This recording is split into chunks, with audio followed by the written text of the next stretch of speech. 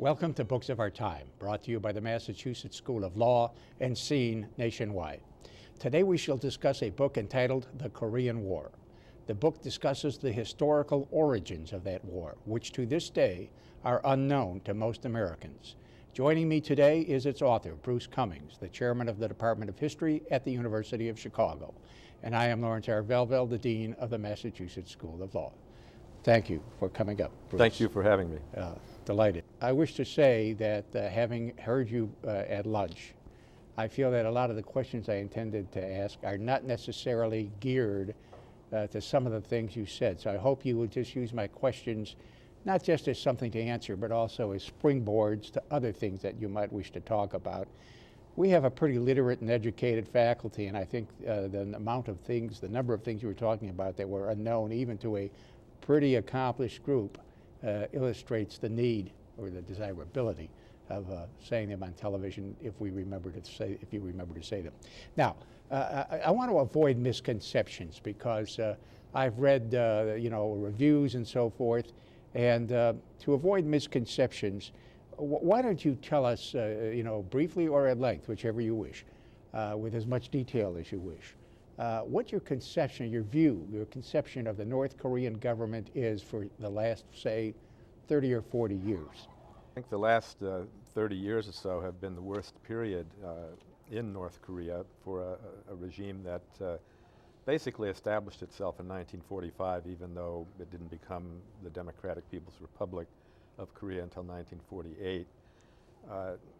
North Korea in the mid-'80s probably thought they were still competing pretty well with South Korea. In the 60s, they were way ahead of them, with their industrial growth rate being one of the highest in the world. And our diplomats back in the 60s worried about South Korea ever catching up with North Korea. Excuse me, that's astonishing. It is astonishing. Is there an American other than somebody who's an expert like you whom you think knows that? Well, I think most experts on North Korea are pretty well aware of it. But I remember when I was a graduate student at Columbia, and one of my professors, James Morley, wrote a book called South Korea and Japan, Our Allies in the Pacific. It was a sort of policy-oriented book. But you can look at that book, which I think was published in 1965 or 6, and see him saying that South Korea basically has a basketcase economy, and North Korea is roaring ahead, and if we don't, stop this somehow, there's going to be a terrible imbalance on the peninsula.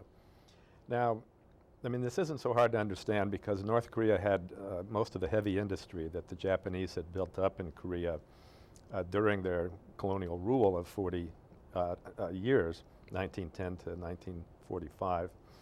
The Japanese put a lot of steel mills, iron works, huge chemical factories, hydroelectric facilities, some of the largest in the world, into North Korea. And then the North Koreans inherited all of these. So they had a very good head start in terms of heavy industry. South Korea had most of the light industry, but that really didn't take off until the 60s when South Korea began exporting textiles and light electronics. So you have, in the 50s and 60s, quite an imbalance in terms of the economic strength of these two regimes. And South Korea began pulling ahead, according to our CIA published statistics, in the late 70s. But it's important to know that per capita income in North and South Korea was about the same in 1978, 79. And I think North Korea didn't have much of a perception of falling behind themselves until the mid-'80s, when South Korea began successfully exporting steel, automobiles, having their own machine building plants, huge shipyards for oil tankers. That made the North Koreans realize that they were falling behind. Then the Soviet Union collapsed, and in spite of North Korea always claiming they were entirely self-reliant, they relied on the Soviets and also the Chinese for a lot, and especially oil. Their entire energy regime broke down when the Soviets started charging them market prices, or the Russians did after 1991. Kim Il-sung died in 1994, and that led to a leadership paralysis. So 10 years ago, you had a famine in North Korea, a basic collapse of the economy, the inexcusable deaths of probably 600 to 700,000 people, not really the 2 million that you read about, but it was pretty awful, something they should have stopped. And then they muddled through with any number of people saying they're going to collapse tomorrow morning, and then came into the 21st century with a regime that is actually reasonably stable compared to what it was 10 years ago. It's growing, not every year, but some years 3 or 4%. There are markets in North Korea that have sprouted first as a matter of necessity because the regime lost its ability to deliver goods and services to everybody. But those markets have grown, and there are some 2,000 markets in the capital city. So we're talking about a regime that has really gone through hell as of about 10 years ago, but today is not well off, but is better off than they were then. One thing that I think your viewers might be interested in knowing is that at the very worst point in the famine, when child malnutrition was running 40–45%, the number of children living to 5 years old had dropped dramatically, stunting, all of this caused by the lack of food, by this famine. North Korea never reached India's year-in, year-out figures. Now, India is a great democracy, and we applaud that, but the fact is there is something going on in India that leaves almost half of their children malnourished, stunted, dying before the age of 5, and that in itself is also inexcusable, I think, but it tells you that North Korea had a terrible crisis according to their standards and any modern standards, but there are many countries around the world much worse off than North Korea year in and year out. Do you think that we hear more about the North Korean famine and its drastic character than we do about similar things in India and elsewhere? Well, North Korea has an incredible capacity, especially in the United States, for attracting bad news. It sticks to the North Koreans like flies. Most of the time they deserve it. But it isn't a country where you're going to see articles that will tell you what I just told you. Yeah. And that to me is unfortunate, because we need to explain why North Korea is still around 20 years after the Soviet Union collapsed. And you don't explain it by saying everybody's starving, or they've got a horrible, vicious dictator there who's beating up on everybody day in, day out. It is one of the most totalitarian regimes on the face of the earth. It is probably the largest garrison state in terms of the proportion of the population in the military that the world has ever seen. You know, these are well-known characteristics, but there isn't a desire in the U.S. to know much about North Korea beyond what we read in the headlines, which is usually bad. I myself am an historian, but I'm often surprised at the lack of investigative reporting on North Korea, because it's been such a salient policy issue now for 20 years. You get some investigative reporting, of course, much of it in the New York Times, but there isn't nearly enough of it. So we have a very distorted view of North Korea. They're their own worst enemy. Yeah. I mean, nobody does do-it-yourself Oriental stereotyping better than Kim Jong-il. No regime lets less information out.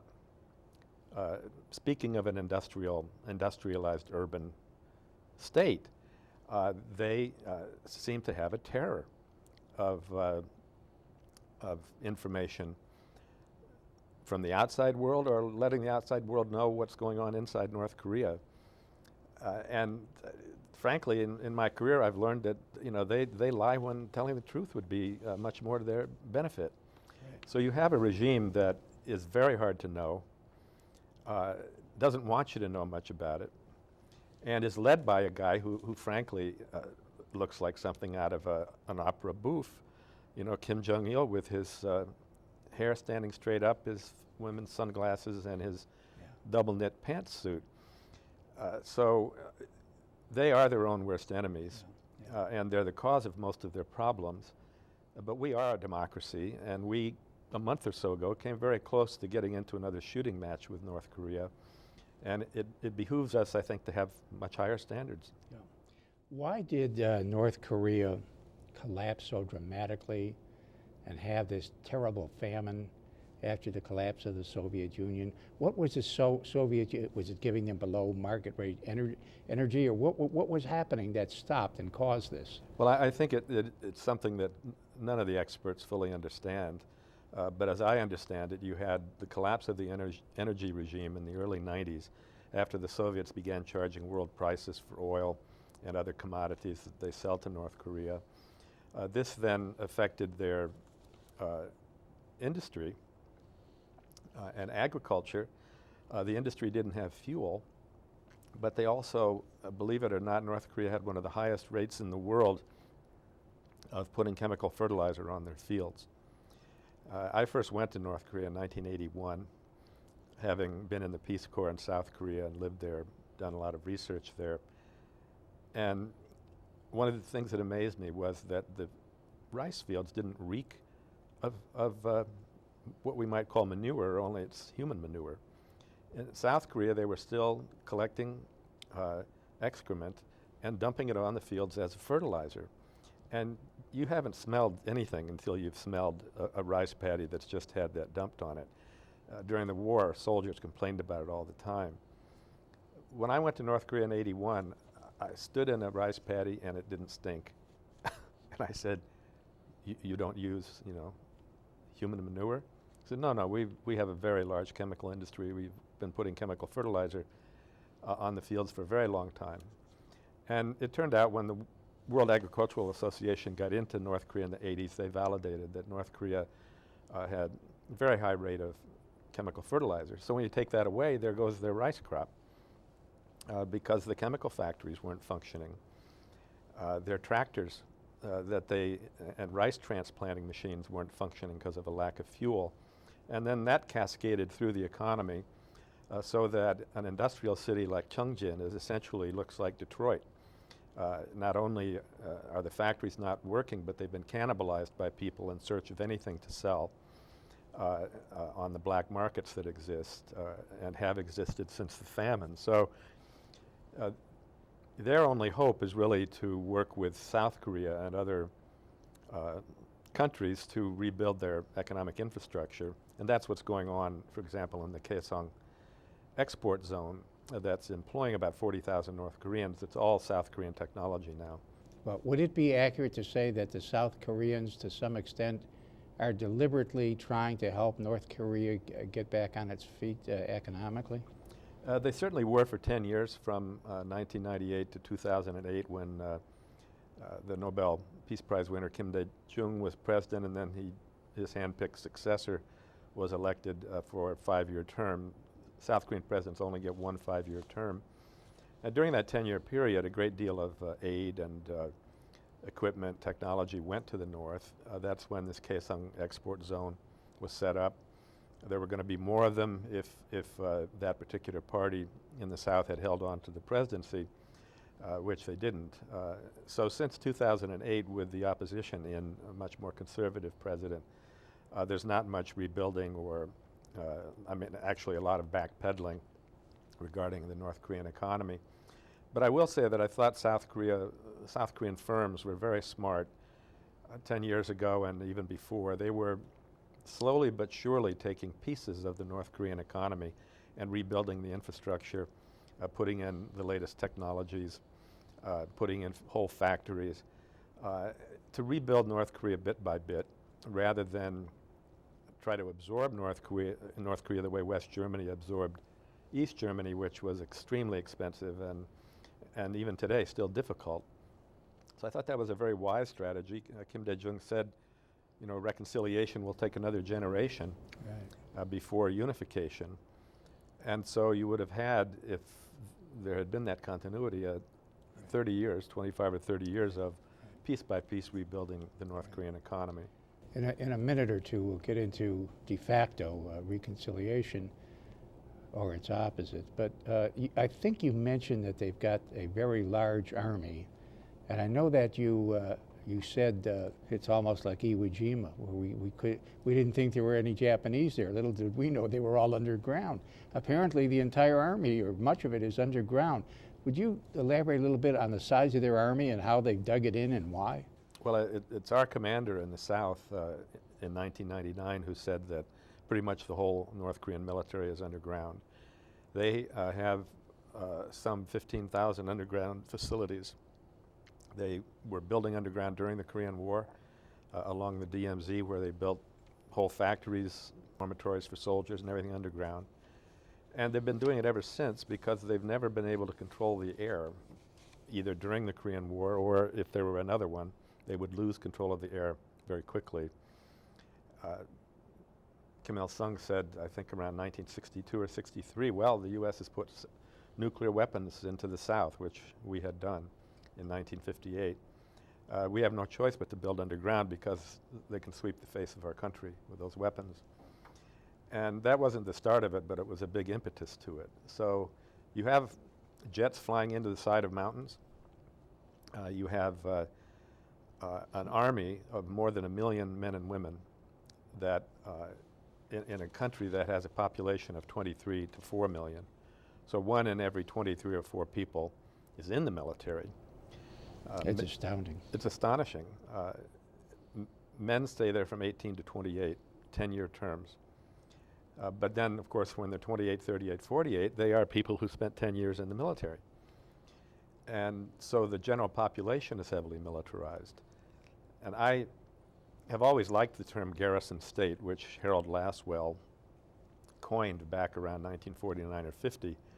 And I think Eisenhower used it a couple of times when he was worried about the military-industrial complex. But I don't think there's ever been a garrison state like North Korea. It is the most militarized state on the face of the earth, dug in redundantly. I mean, I once saw something in the New York Times. I mean, I don't go to Washington to get security clearances, so, you know, it's a limit, a certain kind of limit on what I can know about all of this. But I saw in the New York Times that the U.S. thought North Korea had 2 and possibly 3 atomic bomb controlling centers, that they had, because we can bomb the hell out of them, that they had this redundancy. And so we wouldn't know where the controlling facilities were when they detonated an atomic bomb, because it might be one of 3 places. Now that shows the extraordinary depth of their commitment to building underground. North Korea has been under nuclear threat since the Korean War. Our war plans for decades called for using nuclear weapons very early in a new war. That's one reason there hasn't been a new war, but every general prepares for the worst case. And so North Korea has essentially spent about 50 or 60 years developing the only deterrent to nuclear weapons that they possibly can until they got their own nuclear weapons in the last few years. Do you think most Americans know that we had nuclear weapons in South Korea as early as in 1958 or so? Something that's very mystified. I've tried to bring it out time and time again in articles, but I went to the Eisenhower Library and looked at the documents on it. We put Honest John missiles, nuclear tipped, into South Korea in 1958. The decision was made in 1957 by John Foster Dulles. And if you look at the National Security Council records, they know they are violating a cardinal principle of the armistice that ended the Korean War, which is not to introduce new and different quality weapons. They said, well, they're always doing that. They're bringing in new MiGs and everything, so we can do this. But I mean, to go from conventional weapons to nuclear weapons essentially obliterated that, that article of the... yeah, that's taken as, these days, that is the line. That is the line. They were there in the hundreds in the 70s and 80s. In the hundreds? Yeah, hundreds, because they started with bringing in tactical nuclear weapons like nuclear mines that you can fit in a backpack. A soldier in a Jeep goes up to the DMZ and puts one down. In the 80s, a lot of this came out because our own military didn't like it. I heard a retired general give a lecture at the Carnegie Endowment where he said, we've done things like put a nuclear weapon on a helicopter and then it goes up near the DMZ, and what if it's, you know, somehow captured by the North Koreans, or it gets off course? He said we've relied way too much on a nuclear deterrent, to the point the South Korean army doesn't think it has to fight in a new war because we're going to wipe out the North Koreans. Yeah, they didn't fight in the last war, you might say. The North Koreans have 2 bombs, say.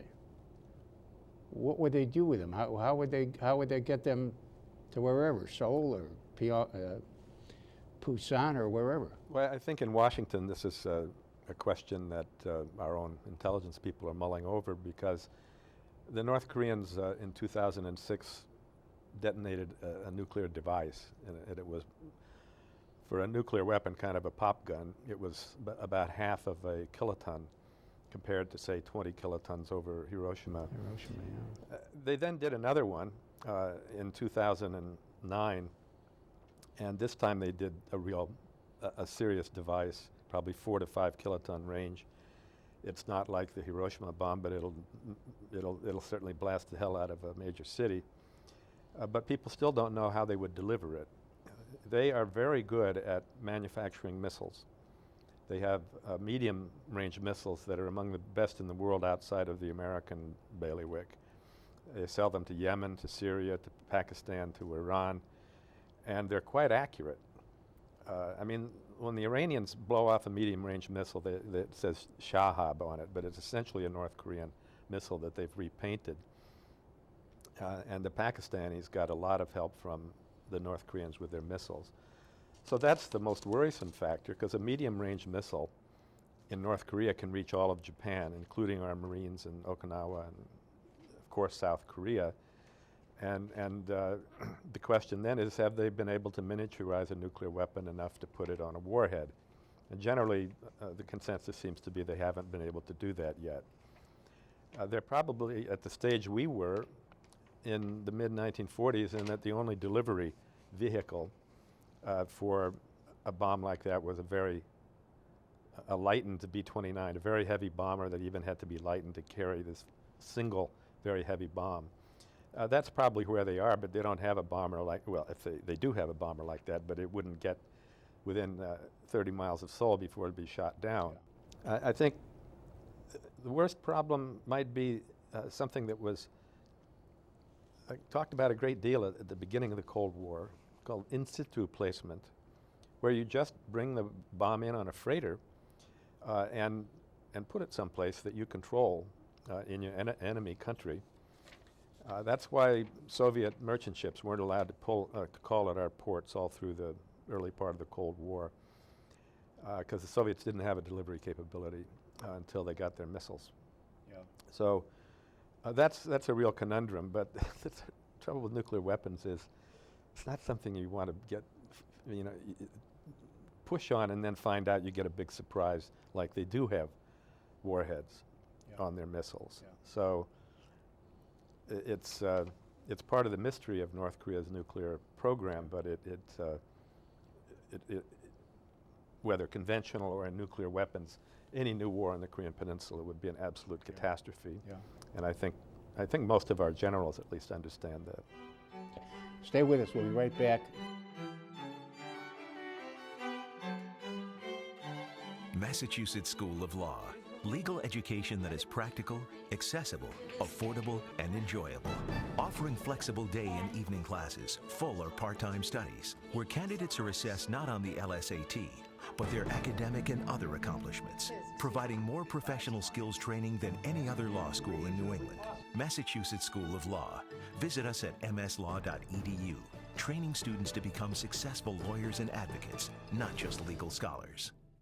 At the new American College of History and Legal Study in Salem, New Hampshire, you can finish your bachelor's degree affordably and get on the fast track to law school. We teach American history, and you'll receive a rigorous education at a very low cost. The small day and evening classes allow you to interact closely with the distinguished faculty.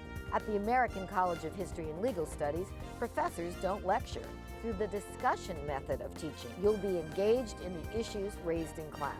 You'll learn to be a critical thinker, a better writer, and a polished public speaker. And you'll be able to compete with anybody in today's competitive marketplace. You can also get on the fast track to law school. Qualified students gain early admission into the Massachusetts School of Law.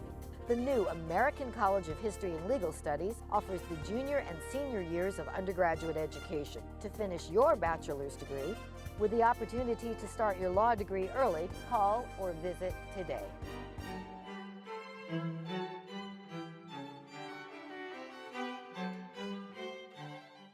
Welcome back. Would you give us an overview of why you believe that the actions of the North Korean government in 1950 that came across, and I think it was June 25th, if I remember correctly, why you think that their actions in 1950 in invading South Korea was at least in significant part caused by the actions of the United States itself and the actions of South Korea? I think that there's enough blame to go around on all sides, including the North Koreans. What they did was take an existing civil conflict that had been going on 5 years and take it to the level of a conventional war, and for that they bear a lot of responsibility. It's true that the South wanted to do that too, but the South did not develop the kind of military that the North Koreans did, and this is one of the truly hidden aspects of the Korean War. It's right there in all the intelligence documents once you can read them. The North Koreans had tens of thousands of fighters in the Chinese Civil War, sent them across the border as early as spring of 1947. May I ask why they did that? There were Well, at least 50,000 of them fighting with Mao Zedong. Why Right. did they do that? It's what they had done in the 30s in the Japanese colony of Manchukuo, where Chinese and Korean guerrillas operated together. This is where Kim Il-sung fought for 10 years and made some of his best friendships in the Chinese leadership. And now we have documents that show that upwards of 80 or 90% of those guerrillas were Koreans. Only 10 or 15% were Chinese. Even the Chinese Communist Party was mostly Korean.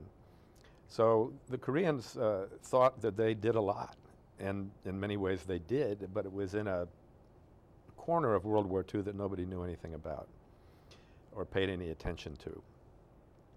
And so after the war, I think it was a combination of the Chinese wanting to continue fighting with the Koreans, and the Koreans wanting to get their soldiers some experience and make their solidarity with the Chinese communists even deeper. So Kim Chek, who was a top general, took 10,000 soldiers across the border in spring of 1947. And as you said, about 50,000, maybe more, were fighting there right up to what was going to be the last battle of the Chinese Civil War, which would have been the invasion of Taiwan.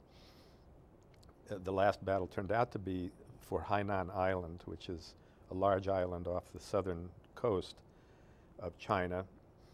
And there were thousands of Koreans in that battle. And it happened in May 1950. The war started in June 25th, 1950 in Korea. A lot of those soldiers weren't even back to their units in Korea. So China was a kind of reliable rear area for training and for cementing a very close relationship. Our people in Washington don't begin to understand this. They're always telling China's got to push North Korea to do this. China's got to tell the North Koreans what to do. China's got to do this, that, and the other. Meanwhile, there are a lot of hardliners in the Chinese military that really like North Korea. The civil conflict got more and more intense in 1947, 48, 49. And in the summer of 1949, according to our commander, General Roberts, who was in our military advisory group, the South Koreans started more than half of these pitched battles along the border with North Korea, along the 38th parallel. Started in May of 1949, ended in December. Hundreds of soldiers were dying on both sides. And in August, there nearly was a Korean War a year before the one that we know, when the North Koreans decided they were going to knock South Koreans off of a mountaintop that was in North Korea that the South Koreans had occupied.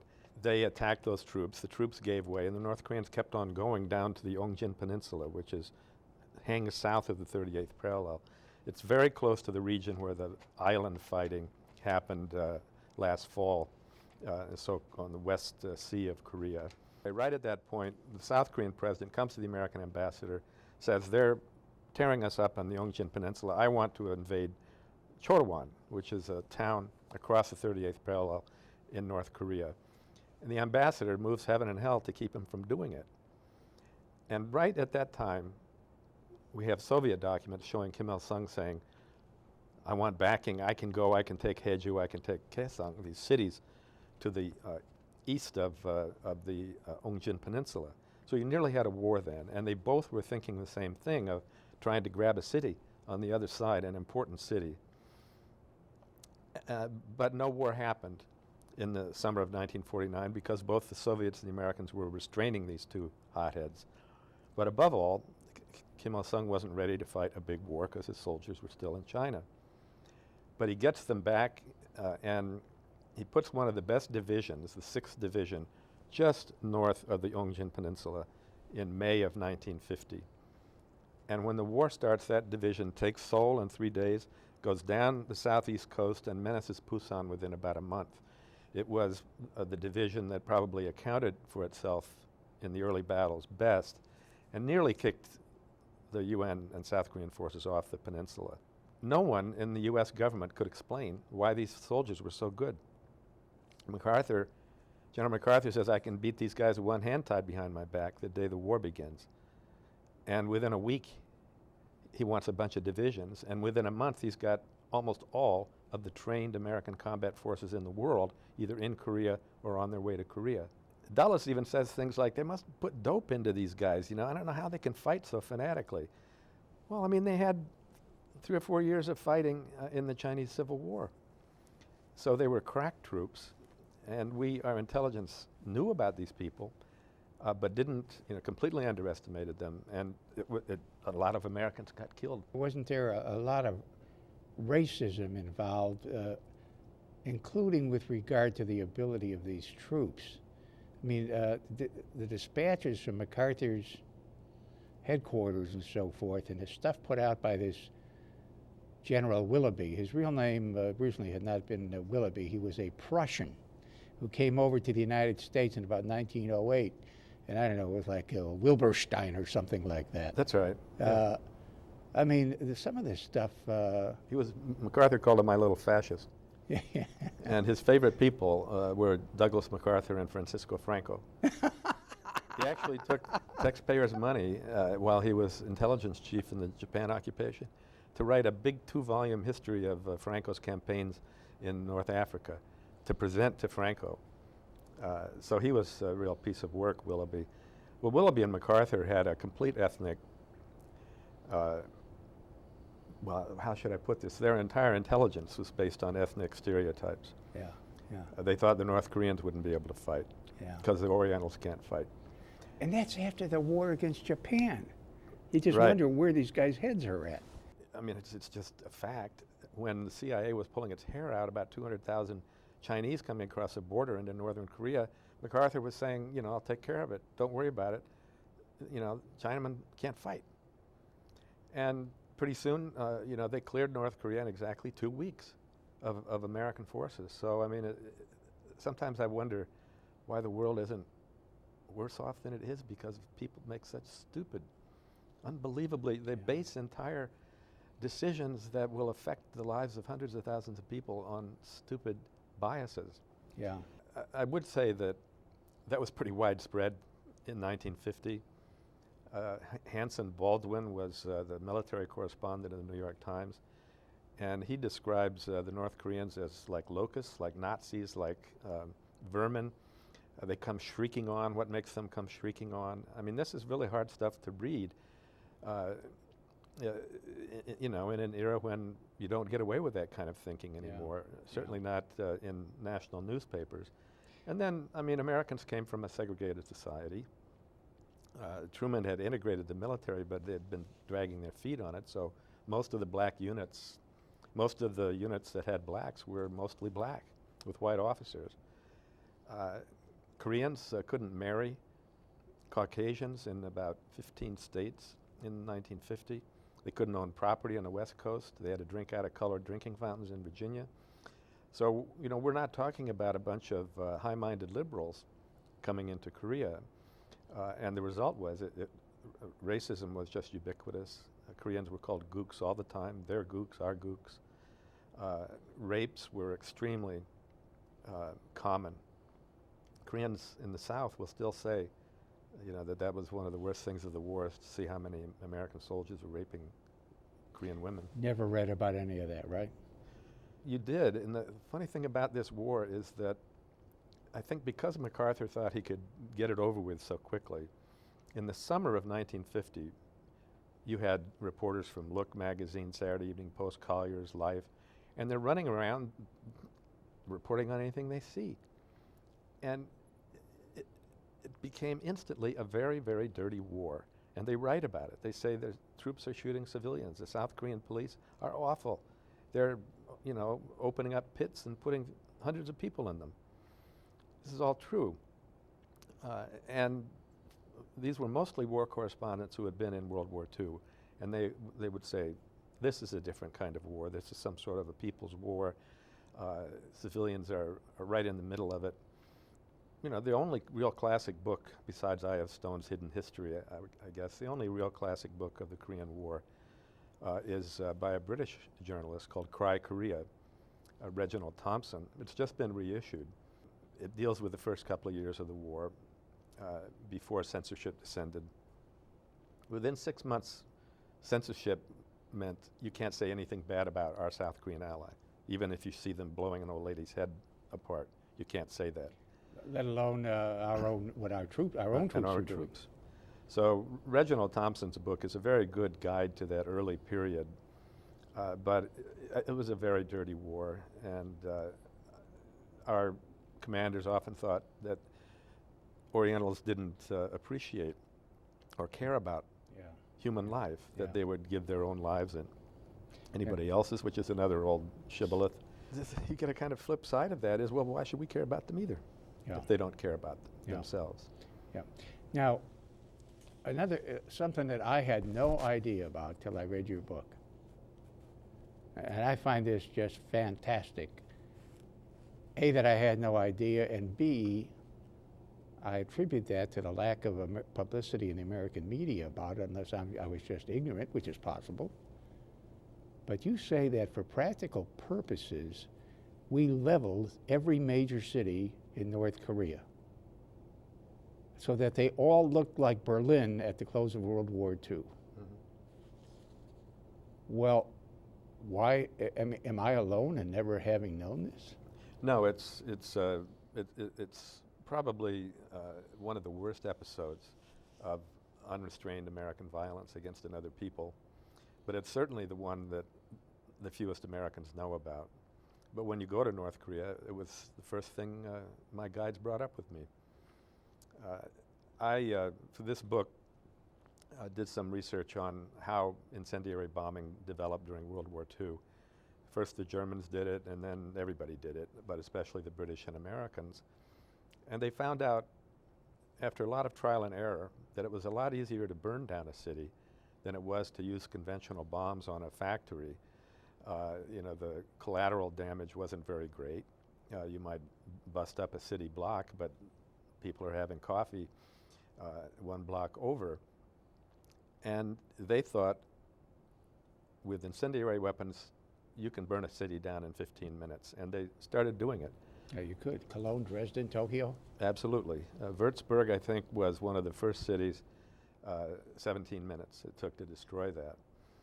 When you look at the firebombing of Tokyo and of Dresden and Hamburg,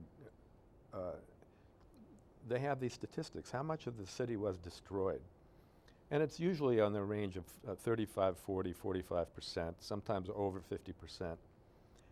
But the very same people do the same incendiary bombing over North Korea, where North Korea was not like North Vietnam. It had industrial cities, about 14 of them, plus the capital at Pyongyang. So it was already significantly urbanized. And the same people do the same surveys, and I have the chart in a table in my book. Xinhuiju on the Chinese border, 95% destroyed. Pyongyang, 85%. Hamhung, an industrial city, 80%. They actually destroyed North Korean cities to a greater degree than the bombing of Japanese and German cities. And yet there's just a terribly disproportionate aspect of this, because the Germans were capable of mounting a defense, and they had V-2 rockets clanging into London and so on, and you took your life in your hands when you went on a bombing run over Germany. The Japanese didn't have much good anti-aircraft, but they had a very formidable army. And here you have North Korea, which was essentially a developing country with some industrial cities, and we level it more than we did Japan or Germany, and they're defenseless. So they're underground. They have schools, factories, hospitals underground. The North Koreans at the recent party meeting said something about 1997-98 being a year of terrible sacrifice. That was a reference to the famine. But they likened it to 1951, which was really when, by the end of 1951, there weren't many bombing targets left in North Korea. So that was the worst year of that, and it was extremely hard for them, but the strategic bombing survey after World War II, the Korean War, and the Vietnam War all demonstrate that you can't win wars by bombing cities. It doesn't even hurt people's morale the way you think it's going to. Causes all kinds of misery and makes life more difficult. Right. The fact that North Korea and South Korea were at loggerheads from at least, 45, 46, 47 onward, I mean, in a sense, well, more than in a sense, doesn't this really all go back to the 1870s when the great powers were playing their imperialistic divide up all these countries games, and then around the years 1905 to 1910, Japan wanted to take over Korea and receive the blessings of both the United Kingdom and Theodore Roosevelt. And then along came along came the Japanese, and the Korean military and Koreans generally, you were on one side or the other. You either fought the Japanese or you worked for the Japanese. I mean, isn't that roughly historically how the schism began? And then all the people who had helped the Japanese went south, and the ones who had fought the Japanese went north. Well, that's a pretty good summary. It's pretty accurate. I think that when you compare Korea's colonial situation to others, particularly in Africa and Southeast Asia, Japan colonized Korea late in world time, and there already were a lot of people criticizing the whole imperial business, Right. especially in England. But Japan wanted in. Wanted in. It's exactly right. It wanted to be a big power and recognized as such, so that someone like Teddy Roosevelt, President Roosevelt, is extremely important to them. And they knew that if they went to Africa or Southeast Asia or the subcontinent, those places were already colonized, and if they weren't, they'd get in trouble with the British and the Americans. So they avoided those areas, pushing them toward Taiwan in 1895 and then Korea in 1910 as colonies. The trouble is, Korea wasn't like an African country that had never had state boundaries before, or even Iraq, which never had state boundaries before the British took it over. Iraq has been called, I think, by Churchill, a geographical expression. That's right, and he ought to know, since he was one of the ones who drew. Because he's the one who drew it up along with that woman. But Korea was a peninsular geographical expression over a millennium long, at least, if not back to antiquity. People knew that Koreans lived on the Korean peninsula. It was a much more advanced country than many of the colonies. It, in many ways, was a little bit behind Japan in the mid-19th century, and then Japan kind of leapt forward and was able to colonize it. So Koreans never really accepted that Japan had any right to colonize Korea. And there were uprisings starting from the beginning, a very big one in 1919, that was a nationwide independence uprising. But by the 30s, Japan was rather different. It had democratic governments, not strong ones, but parliamentary democracy in the 1920s. But it had military coups in the 30s, and militarists like Tojo took it over. And these were people who would stop at nothing. And these are the very people that Chinese and Korean guerrillas were fighting in Manchuria. Tojo Hideki was the provost marshal of the Manchurian army in the mid-30s. So Kim Il-sung was fighting the same person we did at Pearl Harbor, but nobody knew about this. So we come back to 1945. If you had any military experience in 1945, it was most likely to be in the Japanese army. They drafted the vast majority of Koreans who served in the army, about 200,000. But they also promoted officers in officer candidate schools, promoted them because they were good colonial subjects, and would even tout their battles, you know, that they were engaged in China or Manchuria. And so you had a class of officers, two generations really. There was the generation that was in their 40s and 50s in the 1940s, and a generation like Park Chung-hee, who later made the coup and took power in South Korea in 1961, who was a generation younger, and as a young man had joined the Japanese officer candidate school in Manchuria and become a lieutenant, the Japanese army, complete with a Japanese name and all of this. Complete with a Japanese name? Yeah. Had to change your name. He changed his name, even when he didn't have to. It's like Russian Jews going to Israel. Well, in the 40s, the Japanese tried to make Koreans take Japanese names, and most people think they did it all through the period. They didn't. But Park Chung-hee had a full Japanese name. Many of these officers did. I think they all did. Just to make this long story a bit shorter, he comes back in 1945 as a Japanese officer. If he were in North Korea, he would be either thrown out of the country or put in jail. In South Korea, you've got an American occupation, worried about communism and unrest, and so right away they start up an army in November of 1945. And in the second class of the officers' school that the Americans developed in 1946, Park Chung-hee comes out of that. Now, Park Chung-hee was assassinated by his own intelligence chief over dinner one night in 1979. It got, you know, that was national news, world news, such a strange event. The guy who assassinated him was named Kim Jae-gyu. He also had been a Japanese officer in Manchuria, also got out of the second class of the military academy. So if you're Kim Il-sung sitting up north, you see the U.S. midwifing the very same people that the Japanese dealt with. And Syngman Rhee thought this was great because these people had experience fighting communists. So when he comes to power in 1948, he gets even more of them in the army. The standpoint of Kim Il-sung, you know, and you should always know your enemy's standpoint, whether you agree with him or disagree with him or whatever. Right. He was faced with a government of people who for 20 years had been trying to kill him. That's right. Yeah. Him and all his allies. It was the same on the other side. They had no illusions of what Kim Il-sung would do if he got a hold of them. Yeah. So it was a kill or be killed situation. But the North Koreans had the shrewder strategy because they were able to send their soldiers to China and get a lot of battle experience, and would have vanquished South Korea within 2 or 3 weeks if the U.S. hadn't come in. To me, the central point about all this, from our standpoint as Americans, when you're dealing with Korea, when you're dealing subsequently, but similarly with Vietnam, ditto Iraq, ditto Afghanistan.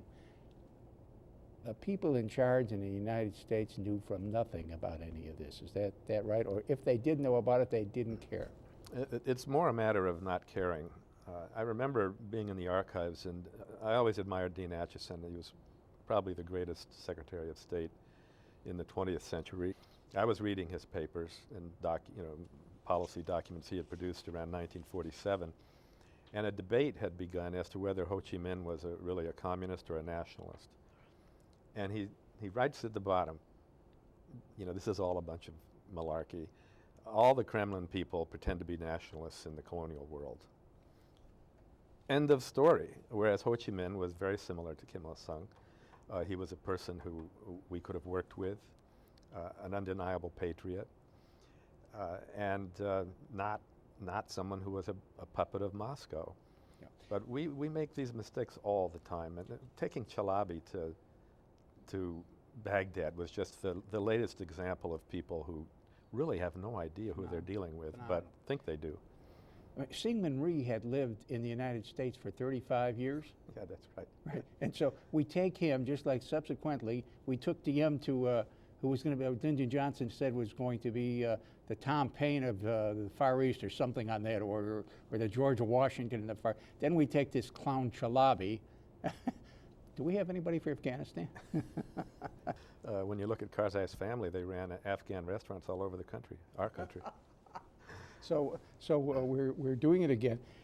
Did Acheson essentially make most of our decisions early on with regard to Korea? Acheson was by far the most important person, not just in 1950 when we committed to go to war, but in 1947 when the Cold War was developing in the famous 16 weeks, which were culminated in the Truman Doctrine and the Marshall Plan. The American military guys on the scene in South Korea had essentially been pursuing a containment policy for 2 years, but it didn't have a name. They were outlawing left-wing parties, knocking over left-wing people's committees and things like this for 2 years. But in 1947 they got, they had very little guidance from Washington before that. Most of what they got they ignored. But in 1947, with the development of the containment doctrine and the Cold War beginning, that had the effect of ratifying what the occupation had been doing in Korea. And it coincided with a decision, a crucial decision, to revive Japanese heavy industry and get Japan producing again. This is something that Acheson and Kennan were very intent on doing. Same with Germany. Germany and Europe and Japan and the Far East. They weren't going to have a big army, they weren't going to have political clout in the world, but they were going to get their industrial machines back in order. MacArthur had actually put industrial suppression as the policy of suppressing heavy steel, heavy shipbuilding, aircraft, things like that. It was after like the war. Morgenthau, right? Morgenthau wanted Germany to be a farmland. It had an analogy to that in that Japan was no longer going to be a heavy industrial country. It was going to be agriculture, light industry, maybe exporting textiles and things, but it wasn't going to have heavy industry because that's what led to war. That policy reversed. It's called, in the literature, the reverse course. But they also had in their mind that Japan couldn't revive on its own because it didn't have any natural resources, so they wanted to reintroduce Japanese economic influence in the former colonies, Taiwan and South Korea, also in Southeast Asia. And that gave Acheson the first rationale for defending South Korea. And he said it in March of 1947 in a secret Senate testimony. He said, "We have drawn the line in Korea." And George Marshall was the Secretary of State. He wrote this amazing note. It was a note clipped to the back of a document in his own handwriting. Connect up, have a separate government in South Korea and connect it up to Japan. Now, coming 2 years after the colony had ended, this would infuriate any Korean who saw it. But that was the American stake in Korea, to revive the Japanese economy, have Taiwan and South Korea be part of its economic sphere. And it's just what the North Koreans most hated. And feared. And feared. Yeah. Acheson was very important. Again, a very little known fact. In fact, this staggered me when I read it in your book. The Koreans in the Korean War lost 3 million people dead. Japan in all of World War II lost 2.3. Right. Now that is staggering. You're like, who knew? I know. And North Koreans lost many more than South Koreans. Yeah. Because of the bombing and their territory being occupied by... Yeah. And I think you say, if I remember correctly, that whatever else it did, the Korean War, and it did much else, the Korean War pulled out of the chestnuts out of the fire for Acheson and Truman, because they had decided back around late 45, 46, because of their experience and what they thought about Stalin, which wasn't all wrong. In fact, it was probably pretty much right. But they decided that we had to have this fantastic military buildup, And with our, like after the Civil War and the First World War, our army's shrinking, people are coming home, you know, the heavy industry is turning back to cars instead of, nobody wanted it. The Korean War sort of pulled it out of the fire for them and created this enormous national security state that we've had for 50 years. Well, it's the most important significance of the Korean War for American history. Truman had drawn down the military very drastically. When you look at the numbers, you know, going from 11 million down to 2.5 million, the budget's going down, down, down. And Congress was led by people who make our conservative fiscal types look like babies. I mean, Defense Secretary Johnson, a Democrat, wanted the defense budget no higher than $13 billion. Now that'll buy you an F-77 jet today. But in terms of actual defense spending, it might be equivalent to $100 billion. We spend about $600 billion today. Within 6 months of the Korean War, it had gone from 13 billion to 55, 56 billion. It had quadrupled. So in relative terms, it had gone from 100 million today to what we have today. Yep. In fact, we never spent more on defense from 1952-3 until the tag end of the Bush administration, when he was finally in real dollars over what we had spent in Korea, I think in 2007 or 2008. And we've backed down a little bit off of that to you know, around 600 billion. It was getting up over 780 billion. But when you do look at the constant charts and constant dollars, there's no question the Korean War was the occasion for this enormous increase in defense spending. And then it truly remade the United States, not just at home with a national security state, but with 750 plus bases all over the world. Right. That we admit to. That we admit to. Yeah. I noticed during the, you know, the NFC championship, they say this broadcast goes out to American military people in 175 countries. There aren't a whole lot more than 175. I mean, you know, it's over 200, but I'm just amazed by that. You know, I have spent time on an American military base in Germany. And it's all very nice, and you know, the people are very nice, and the Germans, when you have contact with them, which I did, are very nice. And I come home and I think, what would we think if the Germans had a huge military base in Boston, yeah, and in New York, and in Chicago? This is just crazy. In Korea, it's worse because our largest military base is in downtown Seoul, which is the capital city. Yeah. You like having a foreign base in Washington. Yeah. Furthermore, that base had been the Japanese base all during the colonial period. Yeah. Yeah. So Americans have a terrible tendency to think that our intentions are always the best, and therefore we don't do anything, you know, untoward to anybody else. It's always those other countries that are doing untoward things to us.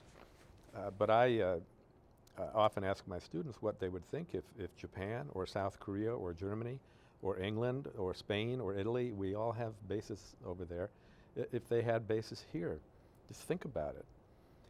And furthermore, you can't say it doesn't make a difference. It's like having someone scratching the back of your neck every once in a while, reminding you that you were not entirely independent in defense.